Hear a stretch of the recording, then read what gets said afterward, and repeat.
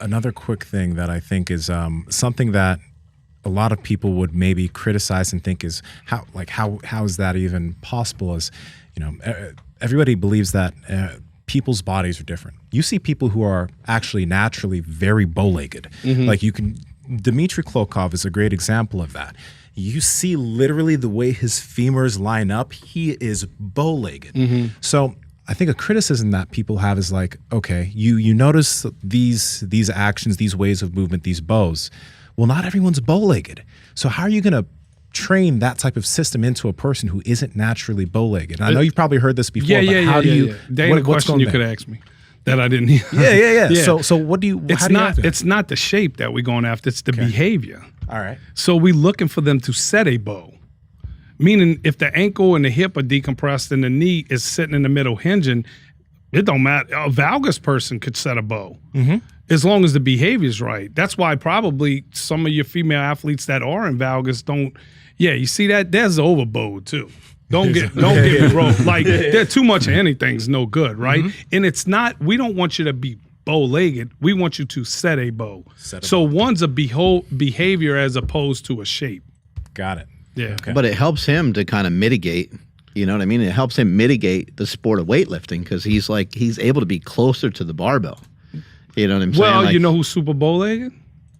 It's Chris. Yeah, my brother. He's got a bunch of hip trouble. Right. What I'm saying, it's not always the that's a big confusion. They think we pigeon-toed and bow-legged, right? And we want it to be second toe straight because that's what supports that arch or that dome structure is when that second toe is straight.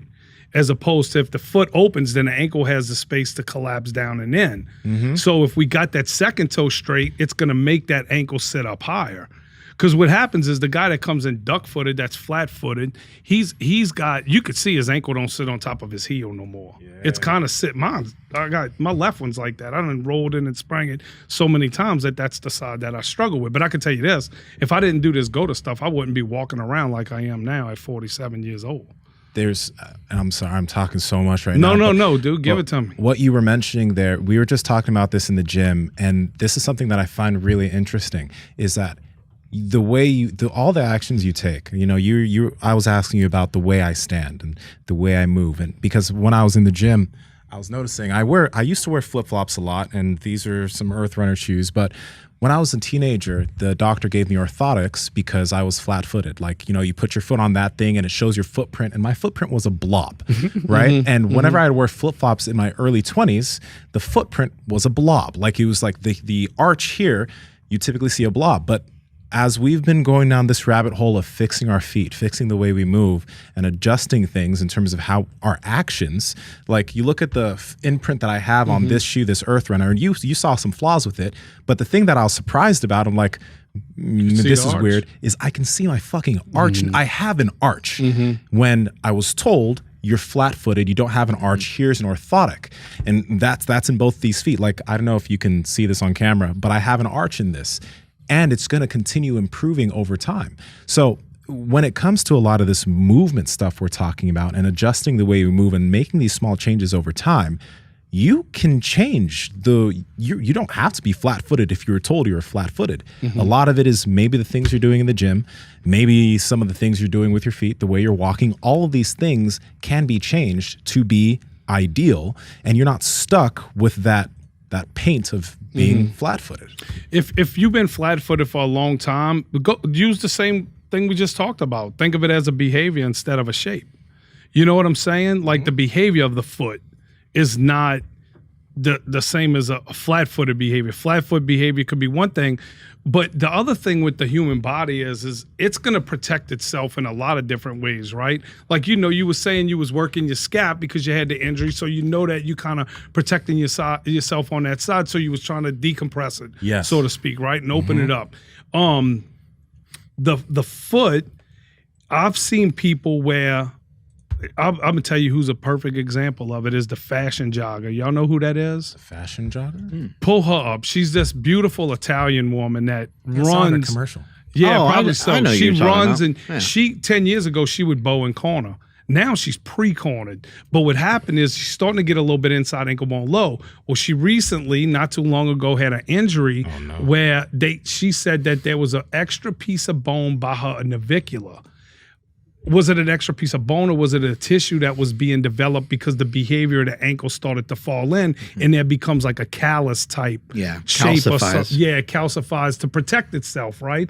Because it's starting to land right there and it's starting to go, so it's like it puts a tissue there. Yeah, that's her. Oh, okay. No, this isn't the one okay, so. She runs all over the world. Yeah. She'll go run in snow before. and she's running. And she's like, she's got some crazy time too.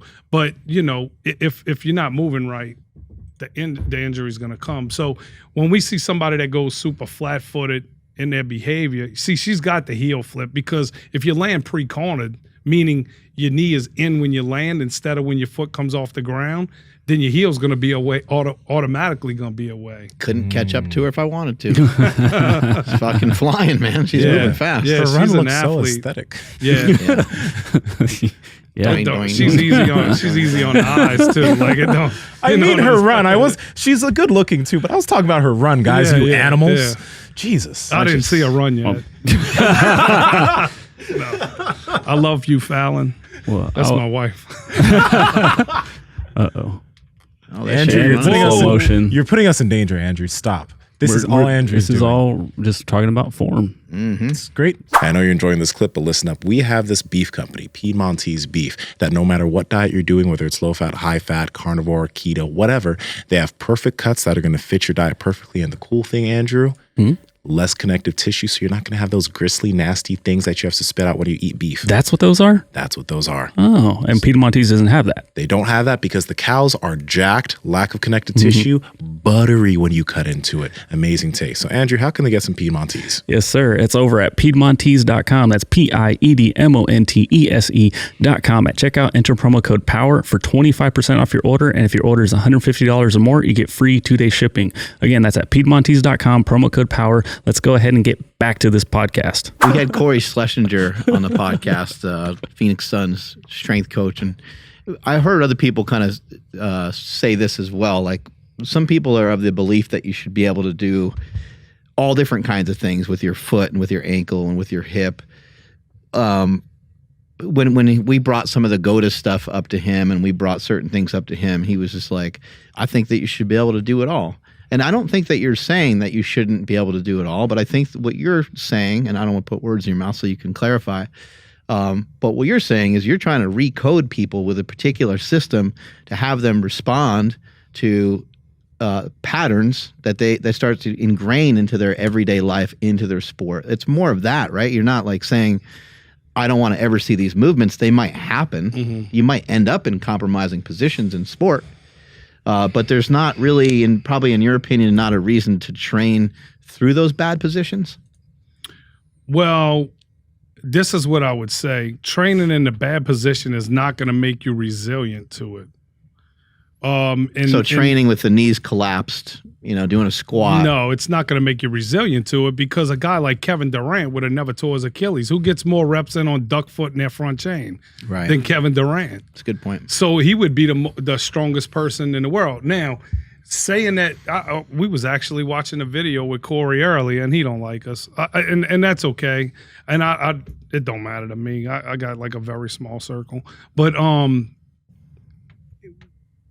I mean, he's an NBA strength coach. He's dealing with high-level guys. NBA's at all-time history, ACL, Achilles tears, and things like that. So, again, we have these strength coaches that's part of a problem, and then instead of saying listen, all of that shit's all the same regurgitated bullshit that they all saying. So when you see them, I was watching the Boston Celtics warm up in the championship, and one of the dudes that has been injured all the time, I can't remember who it was, but somebody brought it to my attention. They showed he had bands around his ankles, and he was walking like this, and he was walking around or whatever, and it's like the dude gets hurt, but that's his warm up. So they had Odell was prepping his for the Super Bowl.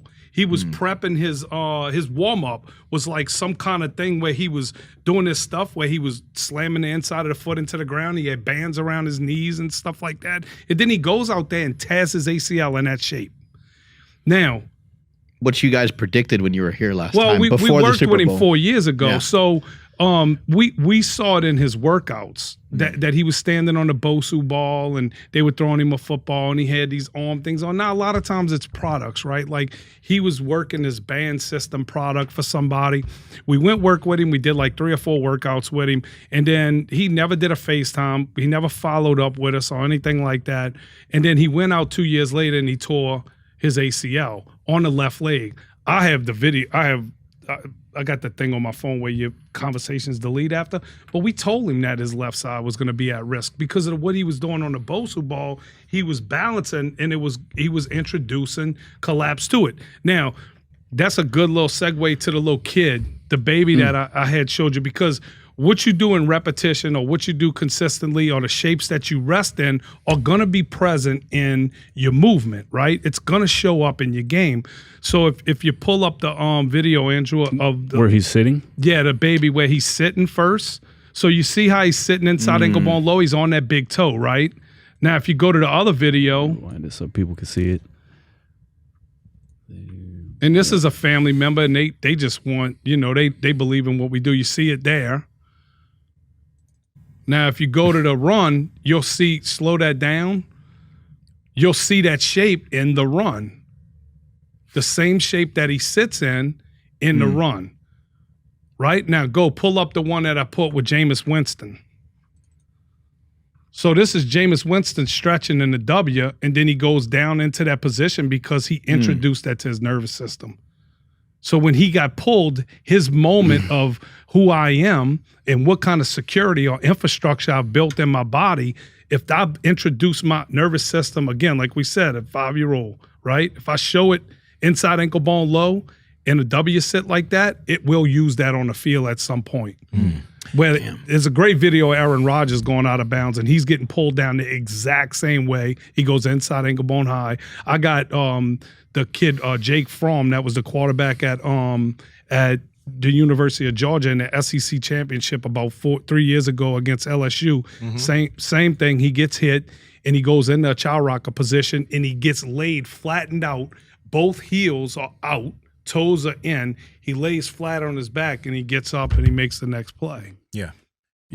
One thing, because you did mention the Bosu ball, and I think with a lot of these tools, it depends on what the athlete is doing with it, right? Like you mentioned, like he was going into those positions with the tool, but you don't have to use that tool. You don't have to go into those positions with that tool. No. It can be used for some great movements and great balance if you're doing the right things on it. Right. So I did want to mention that because I think that's an amazing tool if the athlete uses it correctly. Oh, the Bosu ball's awesome. The Bosu ball? You can Yeah, get we into, use it. You Exactly. can get like a dome position with the feet and something like a hip circle, bands around the waist. I mean, you can drive the heel out. Like that's what I always teach when I teach people to mess with any of those types of movement is to drive the heel out first, not to drive the toes out. But you never know what the fuck people are going to do when they're utilizing certain tools. Yeah, I mean, we like the Bosu ball. We use it for a couple of things. We have our little products like the chucks and the slant boards and things like that. So Power Project family, I hope you enjoyed this clip. We are on Discord and Reddit. We're trying to talk to you guys and build a community down there. So the links are in the bio. But remember, like, comment, subscribe, share this out with people so you can share the wealth of health. As cheesy as that fucking sounds. Peace.